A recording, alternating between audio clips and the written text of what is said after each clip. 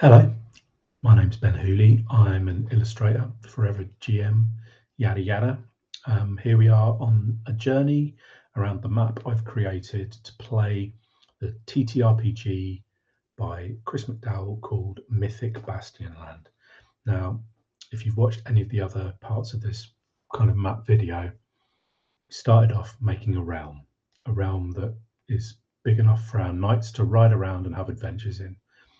But what happens when we want to expand that realm for reasons? Those reasons might be story-based reasons, things that rise out of the narrative as the myths are explored, or maybe we want to expand the world to find out where the knights have travelled from. They've been sent here to this realm. So the first thing I did was that very thing. I travelled west. I decided that in order to get to Rubia, which is what I named my realm, the knights would have to have come from somewhere. And that was, I decided, the Azure Isles. They arrived by a trade boat, and this was really in order to sort of expand the world for my benefit. I haven't used this yet as a prop. My players haven't seen this yet. I'm about to start a new campaign of this game, so maybe it will come into play. Then I expanded the map east of Rubia into the Greenwild. The Greenwild had become part of the fiction in the first Chronicle, which is like a short campaign that I ran of Mythic Bastionland. The forest on the east of Rubia had given way to some kind of legend that the Eternals had left this realm to the human population and left it and headed east. You know, kind of Tolkien-esque exodus. And that had become about just through rolling on random tables to find out where the Iron Knight, an NPC in the game, had found their sword. So small, humble little beginnings for what turns into this huge realm-sized forest.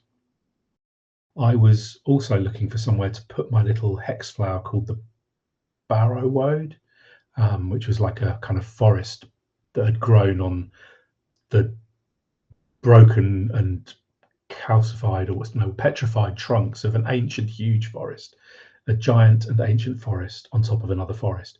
And for that I headed south of the Greenwild, and that's where I put my little hex flower in there. So already we've got 4 realms stitched together. And of course that wasn't just by accident.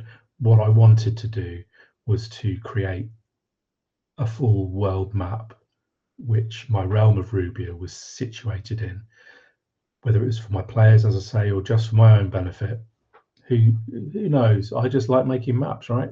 So from this southern realm, which I'd named Amberica, we headed west into the Crimson Sea, and more islands, more holdings. I think I introduced desert as a terrain type into both of those southern ones. Then we've headed further west, Chalcedonia. I named my different realms roughly to be kind of based on precious stones. I found that kind of I've used that before in world building. It sort of feels like quite evocative without leaning on anything else too heavy. And the Torma line, even further west of there, just one more realm to stitch together. Diamandos.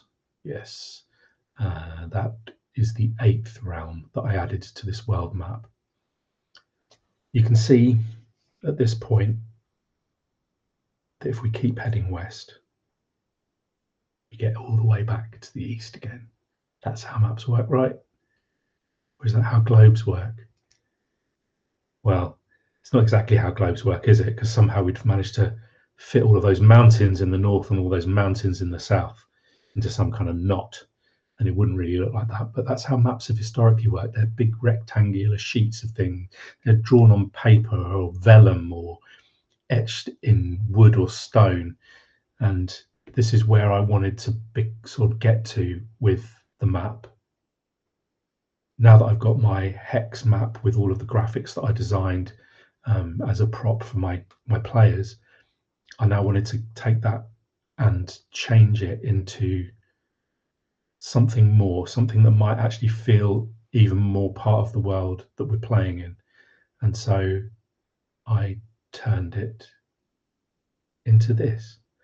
And next time, I'd like to talk to you a bit more about how I made that. So see you then.